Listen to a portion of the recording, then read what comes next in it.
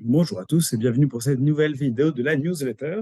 Cette semaine, c'est la sidra de Kitissa que nous découvrons, toujours avec stupeur parce que c'est dans celle-ci que les Béné Israël vont fauter la faute du veau d'or.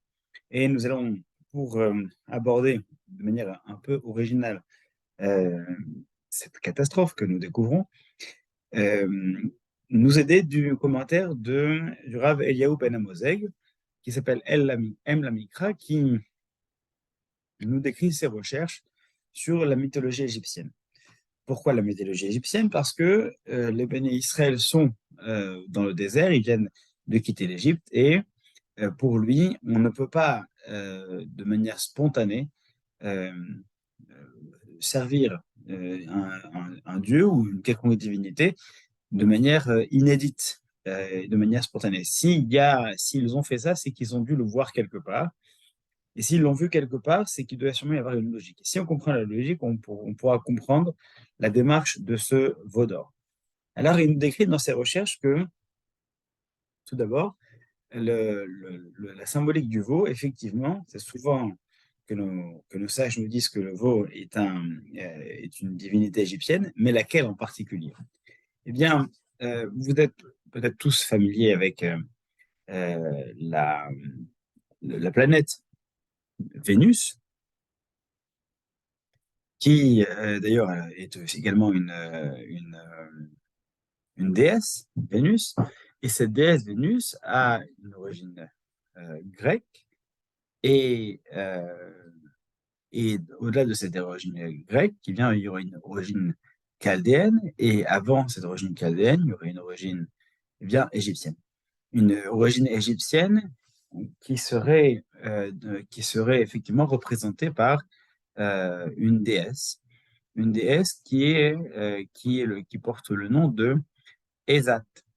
Ezat, c'est effectivement dans la mythologie égyptienne une vache qui va donner ensuite, qui va accoucher d'un veau d'or, et ce veau d'or, c'est euh, Anubis. Elle est mère d'Anubis, elle, et donc elle va donner naissance au roi sous la forme d'un veau d'or. Et donc le roi est symbolisé par cette veau d'or, par ce veau d'or. Donc le veau d'or, effectivement, ce n'est pas quelque chose qui nous est étranger, puisque dans la mythologie égyptienne, on le connaît. Donc effectivement, la raison pour laquelle nous, on va, lors de la sidra de Kitissa, lire le passage de la vache rousse, parce qu'effectivement, il y a une vache rousse qui existe dans notre religion à nous, et qui est là pour réparer la faute du veau d'or, comme si la mère allait réparer la faute du veau d'or, un petit peu comme dans la mythologie égyptienne, la mère allait donner naissance au veau d'or. Et alors, quelle est la particularité de cette, euh, de cette déesse, Ezat? Eh bien, c'est une divinité qui est nourricière, qui est maîtresse du lait, maîtresse des vents, mais dans la théologie égyptienne, dans la mythologie égyptienne, elle est également considérée comme une forme d'Isis. Et Isis, comme je vous le disais, c'est un petit peu l'ancêtre de Vénus. Alors, vous connaissez peut-être Vénus, ou peut-être même Héra. Vénus, est symbolisée par la forme d'une femme qui représente la beauté, la concupiscence et donc tout ce qui va euh, tout ce qui va s'orienter autour de de cette déesse de Vénus va avoir attrait notamment à la passion et au rite qui existait pour servir cette déesse, au rite notamment qui faisait intervenir un service ou une sorte de culte qui tournait autour de la sexualité également. C'est la raison pour laquelle lorsque dans la Torah on nous dit que les gens jouaient autour de cette célébration, c'est qu'en réalité, ils reproduisaient peut-être le culte qu'il y avait autour de cette déesse-là, euh, Isis ou Ezat, qui plus tard va donner Vénus. effectivement, lorsqu'on regarde dans les pratiques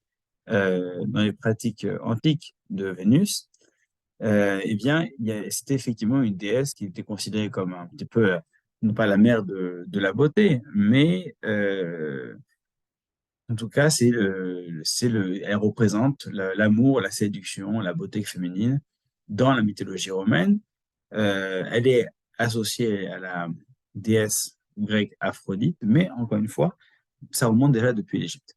Pourquoi parler de tout ça? Parce que lorsqu'on s'intéresse justement à ce qui pêche dans la, dans la quête de Béné Israël, la raison pour laquelle il y a un veau qui est en train de brouter de l'herbe, c'est cette symbolique du veau qui broute de l'herbe, c'est peut-être réellement ce qu'il manque au Béné Israël. Le veau, dans la mythologie égyptienne, a donc une portée symbolique, voire divine, comme on l'a expliqué. Et c'est pas n'importe quel veau, c'est justement un veau qui broute de l'herbe. Comme en Inde, vous savez qu'il y a des vaches qui sont sacrées, comme si les veaux qui broutent de l'herbe avaient portaient une sorte de bénédiction, étaient véhicules de bénédiction, véhicules d'une volonté divine. Pourquoi est-ce qu'ils vont symboliser, caractériser, cristalliser leur recherche autour de ce veau qui est en train de brouter? Parce qu'ils ont besoin d'un Dieu qui, qui soit parmi eux. Vous savez qu'il n'y a pas si longtemps, on a lu la Sidra dans laquelle Dieu disait Ve'asuli mishkan ve'shachanti batocham, il me fera un sanctuaire et moi je résiderai parmi eux. Eh bien, cette volonté-là d'avoir un sanctuaire, de pouvoir résider parmi eux, c'est ce qu'on va retrouver à l'intérieur du veau d'or. C'est-à-dire que effectivement Dieu a promis de résider parmi eux, mais malgré tout, ça n'est pas encore suffisant. Ils ont besoin d'avoir un Dieu qui soit parmi eux, et non pas un Dieu qui soit complètement invisible, un Dieu qui soit complètement immatériel. Ils ont grandi dans une Égypte où les dieux sont tangibles, les dieux sont accessibles, et là où on leur promet un Dieu qui est inaccessible dans le sens où qu'il est infini et qui est intangible dans le sens où on ne peut pas ni le voir, ni le toucher, ni avoir une quelconque représentation matérielle, eh bien, c'est cette frustration, ce manque qui va se caractériser lorsque Moshe disparaît et qu'il va falloir encore faire confiance à une figure absente. Eh bien, c'est à ce moment-là que on a besoin d'avoir un Dieu qui soit présent. Et ce qu'ils diront, c'est Elle Elokecha Israël. Ceci est ton Dieu Israël. Ceci là, ce qui est tangible, c'est un article démonstratif. Ça, c'est ton Dieu. On a besoin d'avoir quelque chose auquel s'attacher. Dans d'autres religions, on a des statues, euh, on a des éléments tangibles sur lesquels on peut s'accrocher. Nous, on n'en a pas. Et pour une génération qui a grandi avec ce rapport à la spiritualité, eh bien, c'est peut-être cela précisément qui leur manque. Et c'est pour cela qu'ils vont l'incarner à l'intérieur de ce vaudor-là. Et puisqu'on parle justement d'un caractère tangible, tout ce qui est lié à la matière, c'est précisément ce qui leur fait défaut dans le désert, où on leur demande d'être beaucoup, voire uniquement que spirituel, avec la manne ou même la nourriture n'est plus matérielle. Ils ont un besoin de matérialité, ils désespèrent de pouvoir toucher de la matière. Effectivement, le culte autour de cette déesse Ésat, ou plus tard Vénus, ou avant Aphrodite, etc., qui est la représentation, l'incarnation de la passion, de la beauté, de la séduction, eh bien, on comprend que c'est finalement cette partie-là, entre guillemets, du culte qui leur manque, euh, plutôt que réellement de la spiritualité. La spiritualité, ils en ont à foison, mais c'est l'incarnation de la spiritualité dans la matérialité qui leur manque. Et dans le judaïsme, eh bien, nos sages ont su, au cours de l'histoire, trouver, compenser, équilibrer la spiritualité qui nous est héritée d'en haut par une spiritualité qui se dégage d'en bas. c'est-à-dire qui se dégage de la matérialité. C'est le principe de Seudat Mitzvah, le repas d'une mitzvah, c'est le principe de la pureté familiale, c'est le principe de tout ce qui va nous permettre d'exister en tant qu'humains, humains avec tous les besoins et toutes les pulsions et toutes les passions qu'ils représentent, mais ces passions-là ne sont pas nécessairement en dehors du cadre de la religion. Nous sortons de Purim, nous avons bien vu que nous sommes capables d'organiser des repas, des festins, mais qui soient malgré tout empreints d'une forme de respect et de spiritualité.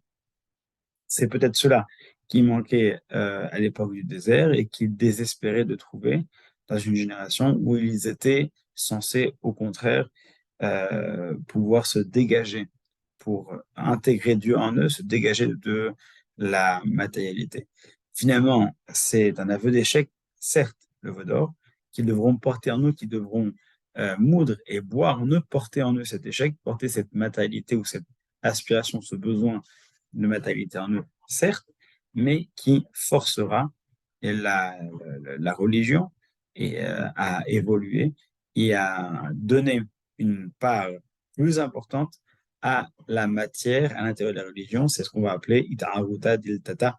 Le réveil est venu d'en bas. Lorsqu'on arrive à faire l'effort de prendre la matière et de l'élever, c'est une forme d'éveil qu'on peut développer de manière consciente et volontaire. Et c'est une forme d'originalité qu'il faut sans cesse exploiter lorsque c'est nécessaire. Bon Shabbat à tous et à très bientôt pour notre nouvelle newsletter.